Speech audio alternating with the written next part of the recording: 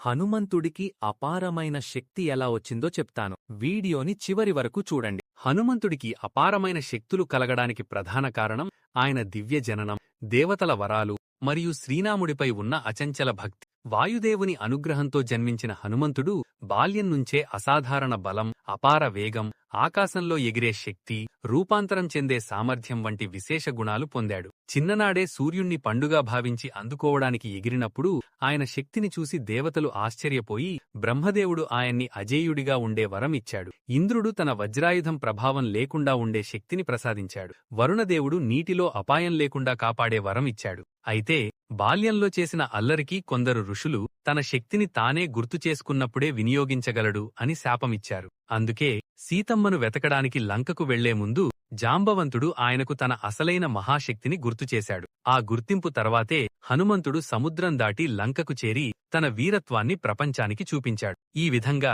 దైవ అనుగ్రహం, వరప్రభావం మరియు పరమభక్తి కలిసి హనుమంతుడిని అపార శక్తుల మహావీరునిగా నిలబెట్టాయి.